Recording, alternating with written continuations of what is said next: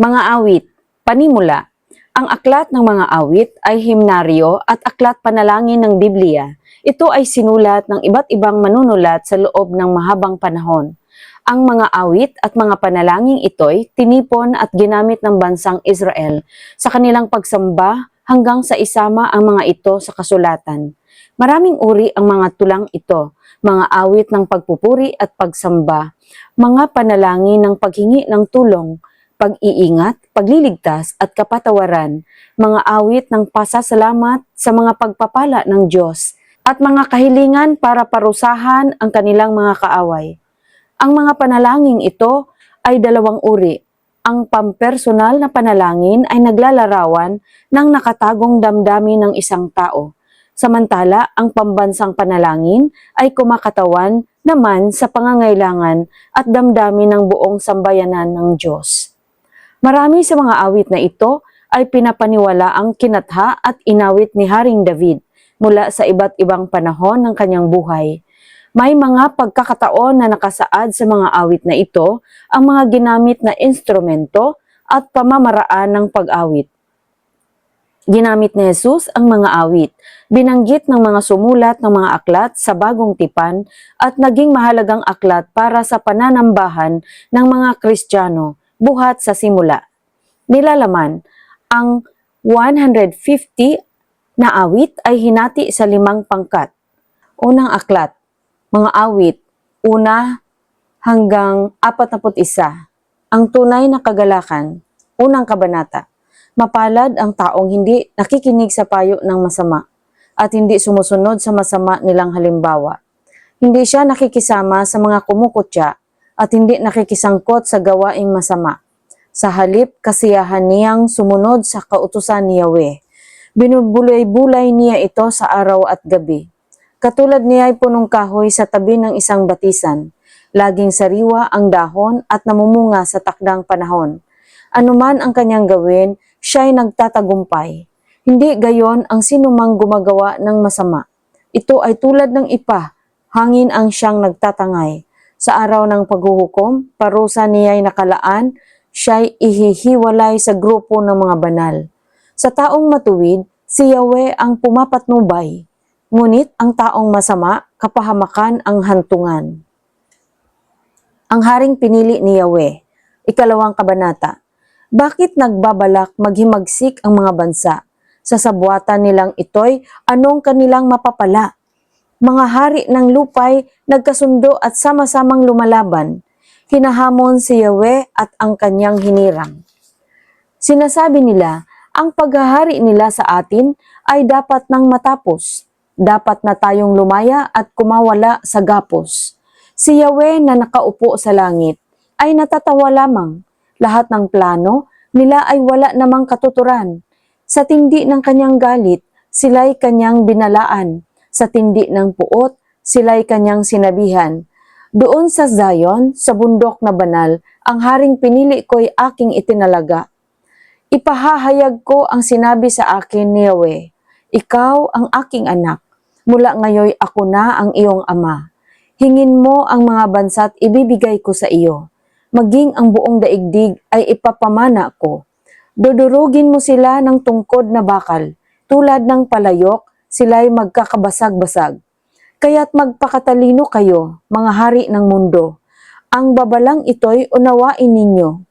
Paglingkuran ninyo si Yahweh nang may takot at paggalang. Sa paanan ng kanyang anak, yumukod kayo at magparangal. Baka magalit siya at bigla kayong parusahan. Mapalad ang taong ang Diyos ang kanlungan. Panalangin sa umaga, 2 kabanata. O Yahweh, napakarami pong kaaway na sa akin ay kumakalaban. Ang lagi nilang pinag-uusapan ako raw, O Diyos, ay di mo tutulungan. Ngunit ikaw, Yahweh, ang aking sanggalang. Binibigyan mo ako ng tagumpay at karangalan. Tumatawag ako kay Yahweh at humihingi ng tulong. Sinasagot niya ako mula sa banal na bundok. Ako'y nakakatulog at nagigising. Buong gabi, si Yahweh ang tumitingin. Sa maraming kalabay, di ako matatakot. Masipag-abang man sila sa aking palibot. Yahweh na aking Diyos, iligtas mo ako. Parusahan lahat mga kaaway ko. Kapangyarihan nila'y iyong igupo. Si Yahweh ang nagbibigay ng tagumpay.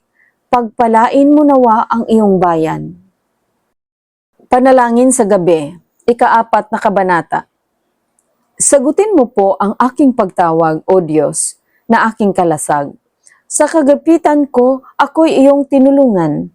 Kaawaan mo ako ngayon, dalangin ko'y pakinggan. Kayong mga tao, hanggang kailan ninyo ako hahamakin? Ang walang kabuluhan at kasinungalingan, hanggang kailan ninyo iibigin? Dapat ninyong malamang itinalaga ni Yahweh ang matuwid. Kapag tumatawag ako sa Kanya, siya'y nakikinig. Huwag hayaang magkasala ka ng dahil sa galit. Sa iyong silid, pag-isipat ika'y manahimik. Nararapat na handog inyong ialay. Pagtitiwala nyo'y kay Yahweh ibigay. Tanong ng marami, sinong tutulong sa atin? Ikaw o Yahweh ang totoong mahabagin. Puso ko'y iyong pinuno ng lubos na kagalakan. Higit pa sa pagkain at alak na inumin. Sa aking paghiga, nakakatulog ng mahimbing, pagkat ikaw, Yahweh, ang nag-iingat sa akin. Panalangin upang tulungan ng Diyos, ika-5 kabanata. Pakinggan mo, Yahweh, ang aking pagdaing, ang aking panaghoy, sana'y bigyang pansin. Aking Diyos at Hari, karaingan ko'y pakinggan, sapagkat sa iyo lang ako nananawagan. Sa kinaumagahan, O Yahweh, tinig ko'y iyong dinggin, at sa pagsikat ng araw, tugon mo'y hihintayin. Ikaw ay Diyos na di nalulugod sa kasamaan. Mga maling gawain, di mo pinapayagan. Ang mga palaloy, di makakatagal sa iyong harapan. Mga gumagawa ng kasamaay, iyong kinasusuklaman. Pinupuksa mo, Yahweh, ang mga sinungaling. Galit ka sa mamamatay tao at mga mapanlamang. Ngunit dahil sa iyong dakilang pagmamahal, makakapasok ako sa iyong tahanan. Ika'y sambahin ko sa templo mong banal. Luluhod ako tanda ng aking paggalang. Patnubayan mo ako, Yahweh, sa iyong katuwiran, dahil napakarami ng sa aki humahadlang. Landas mong matuwid sa aki ipaalam, upang ito'y aking laging masundan. Ang mga sinasabi ng mga kaaway ko'y kasinungalingan. Sa looben nila'y pawang kabulukan. Parang bukas na libingan ang kanilang lalamunan. Pananalita nila'y pawang panlilinlang. O Diyos, sila sana'y iyong panagutin. Sa sariling pakana, sila'y iyong pabagsakin. Sa dami ng pagkakasala nila, sila'y iyong itakwil, sapagkat mapaghimagsik sila at mga suwail. Ngunit ang humihingi ng tulong sa iyo ay masisyahan, at lagi silang aawit ng may kagalakan. Ingatan mo ang mga sa iyo'y nagmamahal, upang magpatuloy silang ika'y papurihan. Pinagpapala mo, O Yahweh, ang mga taong matuwid, at gaya ng kalasag, protektado sila ng iyong pag-ibig. Panalangin sa panahon ng bagabag, ika-6 na kabanata. O Yahweh, huwag mo akong sumbatan ng dahil lamang sa galit, o kaya'y parusahan kapag ika'y nag-iinit. Ubos na ang lakas ko, ako'y iyong kahabagan. Pagalingin mo ako, mga buto ko'y nangangatal. Ang aking kaluluwa'y lubha ng nahihirapan. O Yahweh, ito kaya'y hanggang kailan magtatagal. Magbalik ka, O Yahweh, at buhay ko'y iligtas. Hanguin mo ako ng pag-ibig mong wagas. Kapag ako ay namatay, di na kita maaalala. Sa daigdig ng mga patay, sinong sa iyo'y sasamba? Pinanghihina ako nitong aking karamdaman. Gabi-gabi basa sa luha itong aking higaan. Binabaha na sa kaiiyak itong aking tulugan. Mata ko'y namamaga dahil sa aking pagluha. Halos di na makakita, mga kaaway ko ang may gawa. Kayong masasama, ako'y inyong layuan, pagkat dininig ni Yahweh ang aking karaingan. Dinirinig ni Yahweh ang aking pagdaing, at sasagutin niya ang aking panalangin. Ang mga kaaway ko'y daranas ng matinding takot at kahihiyan. Sila'y aatras at sa biglang pagkalito'y magtatakbuhan. Panalangin upang magtamo ng katarungan. 7 kabanata. O Yahweh, aking Diyos, sa iyo ako lumalapit. Iligtas mo ako sa mga taong sa akin tumutugis, kundi silang parang leon na lalapa sa akin. Kung walang magliligtas, ako nga ay papatayin. O Yahweh, aking Diyos, kung ako may nagkasala at kung aking mga kamay ay puminsala sa iba, kung ako ay naging taksil sa tapat kong kaibigan, kung ako po'y naminsala o ng api ng kaaway, payag akong hulihin, patayin kung kailangan.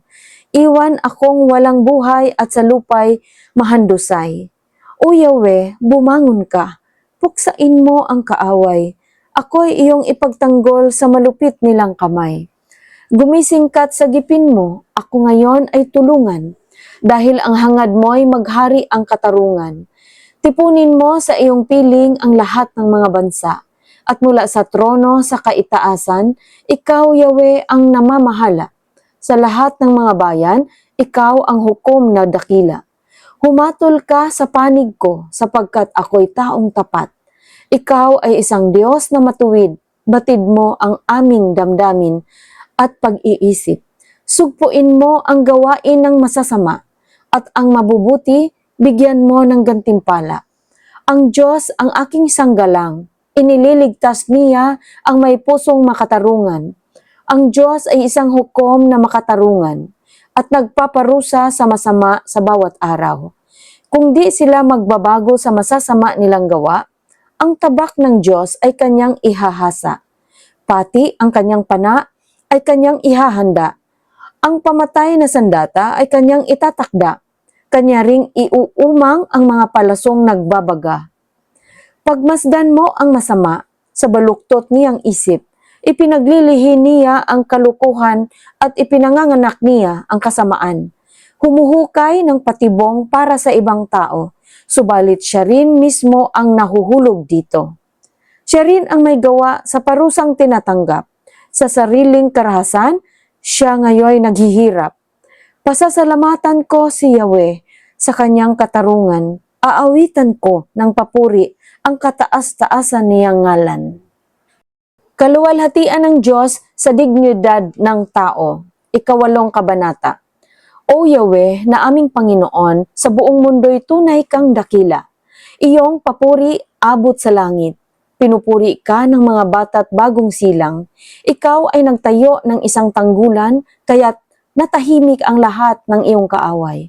Pinagmasdan ko ang langit na gawa ng iyong kamay, pati ang buwan at mga bituin na iyong inilagay. Ano ba ang tao upang iyong pahalagahan, o ang anak ng tao upang iyong pangalagaan? Nilikha mo siyang mababa sa iyo ng kaunti. Pinuspos mo siya ng dangal at ng luwalhati. Ginawa mo siyang pinuno ng lahat ng iyong nilikha. Sa lahat ng mga bagay, siya ang iyong pinamahala. Mga tupa at kawan, pati na ang mababangis, lahat ng ibong lumilipad at mga isda sa karagatan, at lahat ng nilikhang nasa karagatan. O Yahweh na aming Panginoon, sa buong mundo'y tunay kang dakila. Pasasalamat sa Diyos dahil sa kanyang katarungan. 9 na kabanata. Papurihin kita, Yahweh, ng buong puso ko. Mga kahanga-hangang ginaway mo'y ipahahayag ko. Dahil sa iyo, ako ay aawit ng may kagalakan. Pupurihin kita, O Diyos, na kataas-taasan. Makita ka lang ay umuurong na ang aking mga kaaway. Sila'y nabubuwal at namamatay sa iyong harapan. Patas at makatarungan ka sa iyong paghatol. Matuwid kong panig ay iyong ipinagtanggol. Binalaan mo ang mga bansa, nilipol ang masasama. Binura mo silang lahat sa balat ng lupa. Ang mga kalaban nami naglaho ng lubusan. Ang kanilang mga lunsod, iyon ang winakasan. At sa aming alalay, nalimot ng tuluyan. Ngunit si Yahweh ay naghaharing walang putol. Itinatag niya ang kanyang trono para sa paghahatol. Pinapamahalaan niya ang daigdig ayon sa katuwiran. Hinahatulan niya ang mga bansa ayon sa katarungan. Si Yahweh ang takbuhan ng mga pinahihirapan, matibay na kanlungan sa oras ng kaguluhan. Nananalig sa iyo, Yahweh, ang kumikilala sa iyong pangalan, dahil wala pang lumapit sa iyo na iyong tinanggihan. Kay Yahweh na hari ng Zion, ay umawit tayo ng papuri. Sa lahat ng bansa, ang ginawa niya ay ipagbunyi.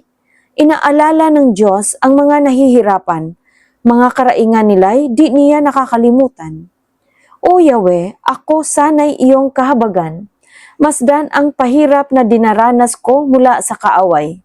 Iligtas mo ako sa bingit ng kamatayan, upang sa harapan ng lungsod ng Zion, aking isalaysay. Dahil sa iyong pagliligtas, papuri ko'y ibibigay. Nahulog ang mga bansa sa patibong na gawa nila.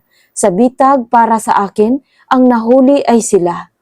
Sa matuwid niyang hatol, si Yahweh ay nagpakilala, at ang masasamay nahuhuli sa mga bitag na gawa nila. Sa daigdig ng mga patay, doon sila matatapos, pati ang lahat ng bansang nagtakwil sa Diyos. Hindi habang panahon pababayaan ang dukha, hindi na rin mawawala pag-asa ng maralita. Huwag mong tulutan, Yahweh, na labanan ka ng mga tao. Tipunin mong lahat ng mga bansa at sila'y hatulan mo. Takutin mo, O Yahweh, ang lahat ng bayan at iyong ipabatid na sila'y tao lamang. Panalangin upang magtamo ng katarungan. 10 kabanata. O Yahweh, bakit masyado kang malayo? Sa panahon ng gulo, bakit ka nagtatago? Inaapi ang mga dukha ng palalot walang awa. Naway sila ang mahuli sa patibong nilang gawa. Ipinagyayabang ng masasama ang kanilang mga hangarin. Si Yahweh ay nilalait at sinusumpa ng mga sakim. Ang sabi ng masasamang tao, Diyos ay walang pakialam, sabi nila'y walang Diyos dahil sa kanilang kahambugan. Ang masasamay palaging nagtatagumpay. Ang hatol ng Diyos ay di nila nauunawaan. Palagi nilang tinutuya ang kanilang mga kaaway. Sinasabi nila sa sarili, hindi kami mabibigo. Kaguluhan sa buhay, hindi namin matatamo. Namumutawi sa bibig nila'y sumpa, banta at pandaraya. Dila nila'y laging handa sa marumit masamang pananalita. Sa mga nayon, sila'y nag-aabang upang paslangin ang walang kamalay-malay. Para silang leon na nasa taguan, mga kawawang dukhay inaabangan. Hinuhuli ang mga ito sa kanilang bitag, at pagkatapos ay kinakaladkad. Dahan-dahan silang gumagapang upang biktimahin ang mga mahihina. Ganito ang sabi ng masasama, ang Diyos ay walang pakialam. Mata niya'y nakapikit, di niya ako mapagmamasdan. Gumising ka, O Yahweh, at ang masasamay parusahan. Silang mga naghihirap ay huwag mong kalimutan. Bakit hinahayaan ng Diyos na hamakin siya ng masasama na nagsasabing ang parusahan sila'y di raw niya magagawa? Subalit, nakikita mo ang hirap at kaapihan, at ikaw ay palaging handang dumamay. Ang mga kapuspalad ay sa iyo lang umaasa. Sa tuwinay sumasaklulo ka sa mga ulila. Mga braso ng masasamay iyong baliin. Parusahan mo sila't kasamaay sugpuin. Naghahari si Yahweh magpakailanman. Mga bansang may ibang Diyos sa lupay mapaparam. Papakinggan mo, Yahweh, ang dalangin ng mga hamak. Patatagin mo ang loob ng mga kapuspalad. Ipagtatanggol mo ang mga api at mga ulila upang wala ng taong mananakot ng kapwa. Pagtitiwala kay Yahweh, 11 kabanata. Kay Yahweh ko isinalig ang aking kaligtasan, kaya't ang ganito'y huwag sabihin ninuman. Lumipad kang tulad ng ibon patungo sa kabundukan, sapagkat ang pana ng masasama ay laging nakaumang, upang tudlain ang taong matuwid mula sa kadiliman. Ang mabuting tao'y mayroon bang magagawa kapag ang mga pundasyon ng buhay ay nasisira? Si Yahweh ay naroon sa kanyang banal na templo, doon sa kalangitan, nakaupo sa kanyang trono, at buhat dooy pinagmamasdan ang lahat ng tao. Walang maitatagong anuman sa gawa ng mga ito. Ang mabuti at masama ay kanyang sinusuri. Sa taong suwail, siya'y lubos na namumuhi. Pinauulanan niya ng apoy at asupre ang masasamang tao. at sa mainit na hangin sila'y kanyang pinapaso. Si Yahweh ay matuwid at sa gawang mabuti nalulugod. Sa piling niya'y mabubuhay ang sa kanya'y sumusunod. Panalangin upang tulungan ng Diyos. 12 kabanata. O Yahweh, kami sana'y iligtas mo, pagkat wala na ngayong mabuting tao, wala ng taong tapat at totoo. Nagsisinungaling silang lahat sa isa't isa, nagkukunwari at nagdadayaan sila. Patigilin mo, Yahweh, ang madaldal na dila, at sarhan ang bibig ng hambog magsalita. Silang laging nagsasabi, kami magsasalita ng nais namin, at sa gusto namin walang makakapigil. Darating na ako, sabi ni Yahweh, upang sakluluhan ang mga inaapi, sa pinag-uusig na walang magkupkup. Hangad nilang tulong ay ipagkakaloob. Ang mga pangako ni Yahweh ay maaasahan. Ang katulad nila'y pilak na lantay, tinunaw sa hornong hinukay, 7 beses na pinadalisay. Kami, Yahweh, ay lagi mong ingatan. Sa ganitong mga tao ay huwag pabayaan. Ang masasamang tao'y nasa lahat ng lugar. Ang mga gawang liko ay ikinararangal. Panalangin upang tulungan ng Diyos, 13 kabanata. Hanggang kailan, Yahweh, ako'y iyong lilimutin? Gaano katagal kang magtatago sa akin? Gaano katagal pa itong hapdi ng damdamin at ang lungkot sa puso kong gabit araw titiisin? Kaaway ko'y hanggang kailan magwawagi sa akin? Yahweh, aking Diyos, tingnan mo ako at sagutin. Huwag hayaang mamatay, lakas ko'y panumbalikin. Baka sabihin ng kaaway ko na ako'y kanilang natalo at sila'y mayabang dahil sa pagbagsak ko. Nananalig ako sa pag-ibig mong wagas. Magagalak ako dahil ako'y ililigtas. O Yahweh, ika'y aking aawitan dahil sa iyong masaganang kabutihan. Ang kasamaan ng tao, 14 kabanata. Wala namang Diyos, ang sabi ng hangal sa kanyang sarili. Silang lahat ay masasama. Kakila-kilabot ang kanilang mga gawa. Walang gumagawa ng mabuti, wala nga, wala. Nagmamasid si Yahweh mula sa itaas. Sang katauhay kanyang sinisiyasat. Tinitingnan kung may taong marunong pa, na sa kanya'y gumagalang at sumasamba. Silang lahat ay naligaw ng landas, at laging masasama silang lahat. Walang gumagawa sa kanila ng tama. Wala ni isa man, wala nga, wala. Ang tanong ni Yahweh, di ba nila alam, itong masasama lahat na ba'y mangmang? Itong aking bayay pinagnanakawan at akong si Yahweh ay ayaw dalanginan. Darating ang araw na sila'y matatakot sapagkat kakampi ng Diyos ang mga sa kanya'y sumusunod. Hadlangan man nila ang balak ng mga taong hamak, ngunit si Yahweh ang sa kanila'y mag-iingat. Ang aking hinihiling nawa ay dumating mula sa Zion ang kaligtasan ng Israel. Labis na magagalak ang bayang Israel kapag muli silang pasaganain ni Yahweh. Ang hinihiling ng Diyos, 15 kabanata. O Yahweh, sino kayang makakapasok sa iyong templo? Sinong karapat-dapat sumamba sa iyong burol na sagrado? Ang taong masunurin sa iyo sa lahat ng bagay at laging gumagawa ayon sa katuwiran. Mga salita'y bukal sa loob at pawang katotohanan, at ang kapwa'y hindi niya sisiraan. Di siya gumagawa ng masama sa kanyang kaibigan. Tungkol sa kapwa'y di nagkakalat ng kasinungalingan. Ang itinakwil ng Diyos ay di niya pinapakisamahan. Mga may takot kay Yahweh, kanyang pinaparangalan. Sa pangakong binitiwan, siya'y laging tapat. Anuman ang mangyari, salita'y tinutupad. Hindi magpapatubo sa kanyang mga pinautang. Di nagsusuhulan para ipahamak ang walang kasalanan.